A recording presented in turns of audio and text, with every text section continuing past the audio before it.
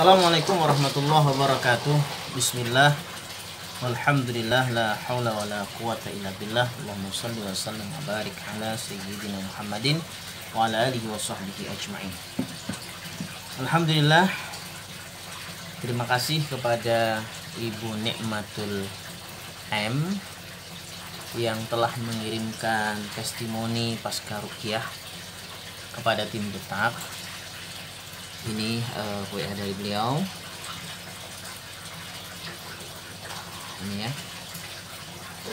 Beliau awali dengan alhamdulillah Ustadz, putri saya meskipun masih ada kerasnya ya, karena di bagian punggung ini putrinya mengalami satu kayak pengerasan ya.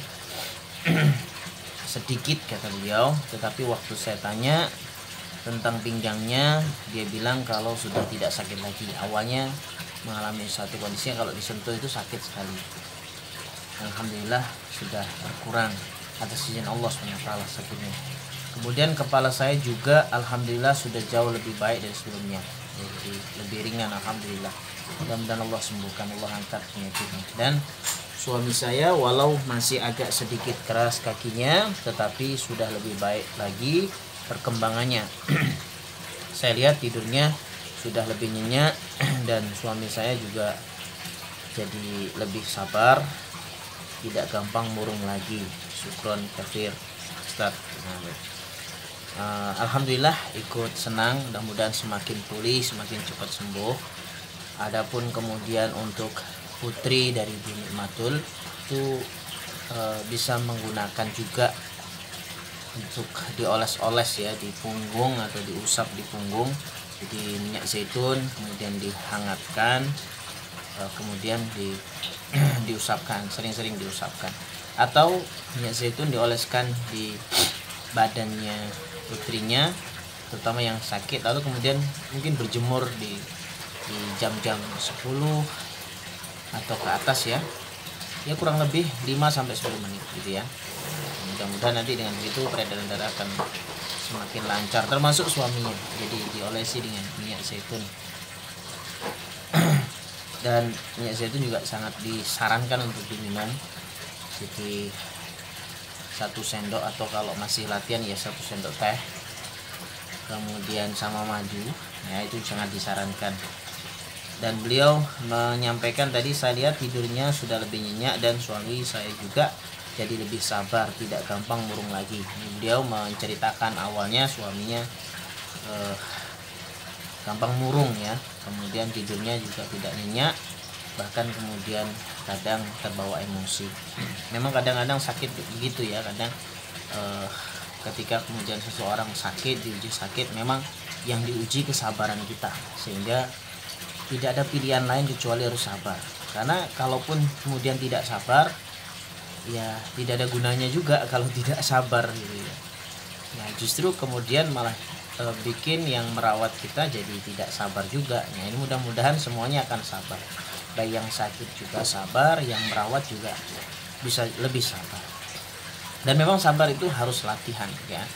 Karena kalau dalam kondisi sakit kemudian kita sabar, insya Allah ini akan menjadi sarana ya untuk menggugurkan dosa-dosa kita, untuk menjadikan kita semakin mulia di hadapan Allah SWT ya. Karena salah satu bentuk ujian kesabaran itu ya saat kita sakit, saat kita mengalami satu masalah. Nah kalau seseorang bisa tetap menjaga bahagia, tetap tenang ketika diuji sakit, maka insya Allah daya tahan tubuh akan semakin prima, daya tahan tubuhnya akan semakin naik, akan semakin lebih baik lagi, dan insya Allah akan lebih cepat sembuh ya, akan lebih cepat sembuh insya Allah. Nah ini sangat penting menjadi acuan kita bersama kalau ketika diuji sakit ya oleh Allah SWT. Nah oleh karenanya kalau ingin selalu bisa menjaga diri agar bisa lebih sabar, tetap tenang, mengupayakan agar senantiasa bahagia, ada mungkin 5 tips yang kita harus upayakan ya. Di antaranya yang pertama, tata niat terlebih dahulu. Jadi niat itu yang paling awal, bahwa niatnya kita hidup ini adalah Qul inna salati wa nusuki wa mahyaya wa mamati lillahi rabbil alamin. Hidup dan mati kita, dan di antara hidup dan mati itu ada ujian di sana. Sehingga jadikan niat, jadikan sarana kehidupan kita ini, dimana hidup dia ada sehat, ada sakit, ada susah, ada senang, ada lapang, ada sempit, itu semuanya diniatkan untuk Allah SWT, diniatkan untuk ibadah kepada Allah SWT. Sehingga kalau kemudian kita diuji dengan sesuatu yang lapang, ya harus bersyukur. Diuji dengan sesuatu yang sempit, diuji dengan sakit, ya kita harus bersabar. Itu rumusnya seperti itu. Sehingga dengan menjaga niat itu kita akan lebih bahagia, kita akan lebih tenang, kita akan lebih terhibur, dan kita akan lebih optimis dalam kondisi apapun, sahabat semua. Kemudian kedua, melihat masalah dari sudut pandang yang berbeda. Jadi kadang sudut pandang yang berbeda yang kemudian kita pantau, yang kita lihat ini akan menjadi seseorang akan lebih menerima terhadap sesuatu. Misalnya kita sedang diuji sakit, kemudian Rasulullah SAW menyampaikan bahwa sakit itu bukan berarti kemudian kita sedang dihinakan oleh Allah, malah justru sebaliknya. Justru sakit itu kalau kita bisa hadapi dengan sabar, maka justru akan menambah kemuliaan di sisi Allah SWT, karena sabarnya. Bahkan kemudian juga bisa menggugurkan dosa-dosa kita. Jadi sarana untuk menggugurkan dosa. Itu dari sisi itu. Atau dari sisi yang lain. Misalnya pernah saya mendengar satu kisah ya. Ada seseorang kemudian diuji dengan mobilnya itu macet gitu. Mobilnya macet. Lalu akhirnya ya sudah, perjalanan akhirnya terhambat karena mobilnya macet. Dan ada hikmah yang ternyata dibalik itu semua gitu. Nah, ternyata apa? Gedung yang dia tuju itu, gedung yang akan dia tuju ya, ternyata mengalami satu kebakaran. Nah, sehingga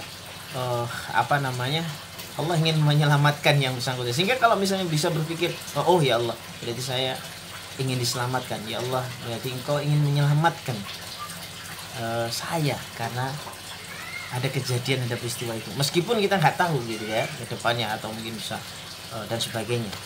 Ya, jadi ini juga cara sudut pandang. Jadi kalau mungkin orang itu akan mendahulukan marah-marahnya karena kendaraannya macet, lalu kemudian tidak sampai ke satu tujuan, ke gedung tersebut, bahkan dia akan marah terus gitu. Tapi ketika dia bisa mengambil dari awal dia sabar bahwa ini adalah bagian dari takdir Allah SWT, sehingga kemudian kendaraannya macet dan memang tidak disengaja dan memang tidak dinyana-nyana ya, namanya juga musibah ya, kendaraannya macet sehingga dia harus mengamankan mobilnya dulu, harus istilahnya mereparasikan mobilnya dulu, sehingga harus terlambat, bahkan tidak bisa hadir ke lokasi tersebut. Nah, maka ternyata di satu sisi yang lain ada kejadian ya, ada sisi kejadian yang kemudian bisa saja itu menimpa kepada yang bersangkutan, dan ternyata gedungnya itu mengalami satu kondisi kebakaran. Masya Allah. Jadi seseorang kalau bisa belajar atau pintar atau pandai mengambil hikmah, melihat dari satu sudut pandang yang lain, maka ini dia akan bisa mendapatkan satu pelajaran yang banyak dari hidupnya. Tapi kalau dia hanya egois ya, hanya satu sudut pandang menurut dia saja, menurut nafsunya, ya tentu kita akan terus merana, kita akan terus sedih ya, hidup ini nggak akan bisa bahagia karena melihat sesuatu dari sudut pandang nafsu gitu ya. Kemudian belajar melapangkan hati, ini penting sekali, kita belajar melapangkan hati ya, karena ada yang membuat gambaran bahwa hati kita ini tergantung apakah seluas samudra, seluas sungai yang besar, atau hanya seluas cangkir saja, seluas gelas saja. Yang mana masalah itu diibaratkan garam di dalamnya. Kalau garam itu satu genggam ya, dimasukkan ke dalam gelas, berisi air putih. Misalnya kondisi hati kita hanya sebesar satu gelas saja, maka tentu akan pahit semuanya akan pahit. Jangankan masalah besar, masalah kecil akan terasa pahit. Tetapi kalau hati kita seluas samudra, seluas danau ya, yang airnya jernih, jangankan satu genggam kita lempar garam itu ke sana ya, mungkin satu kresek pun nggak ngaruh ya. Sehingga bagaimana kita bisa mengkondisikan hati kita supaya lapang. Salah satunya adalah banyak mengingat Allah Subhanahu wa taala. Ala bidzikrillah tatmainnul qulub. Jadi dengan banyak mengingat Allah, dengan dari awal tadi ya meluruskan niat tadi, hanya hidup ini hanya untuk mencari ridha Allah Subhanahu wa taala, maka insya Allah hati kita akan sangat lapang, insya Allah. Kemudian yang ketiga, mengalihkan perasaan jengkel. Jadi mengalihkan perasaan jengkel atau marah atau ada sesuatu yang nggak mengenakan, jadi dialihkan ya. Ini memang harus dilatih terus. Jadi ketika mau marah, alihkan kepada yang lain. Ada seseorang yang kemudian misalnya dia mau marah, lalu kemudian dia nyuci baju sehingga emosinya dia kuras dengan nyuci baju. Lalu kemudian ada juga yang dia emosi marah, lalu dia baca Quran misalnya begitu, atau dia sholat duha dan sebagainya dan seterusnya. Itu akan bisa sangat meredam ya. Jadi alihkan kepada amal saleh, alihkan kepada sesuatu yang baik. Nah, ini sangat penting. Kemudian yang nomor 5-nya adalah tidur yang cukup. Tidur yang cukup ini akan membuat kita lebih fresh, kita akan lebih tenang ya, relax insyaallah ya. Dan jangan lupa juga di balik tidur yang cukup tadi, bangunlah sepertiga malam sebelum subuh, bangun, tunaikan ya sekurang-kurangnya 2 rakaat sholat tahajud, lalu kemudian 3 rakaat atau sekurang-kurangnya 1 rakaat witirnya ya. Syukur-syukur bisa lebih daripada itu, bisa 11 atau 13 rakaat. Dengan begitu kita akan lebih tenang lagi, peredaran darah akan semakin lancar, kerja jantung akan semakin baik, gula darahnya juga akan semakin normal, tensinya juga akan semakin baik. Insyaallah pikiran pun akan semakin nyaman dan tenang. Nah, dengan demikian mudah-mudahan kita semua senantiasa sehat walafiat, dan dalam penjagaan Allah Subhanahu wa taala keluarga kita senantiasa dilindungi oleh Allah Subhanahu wa taala dan dimudahkan setiap urusan kita. Demikian, assalamualaikum warahmatullahi wabarakatuh.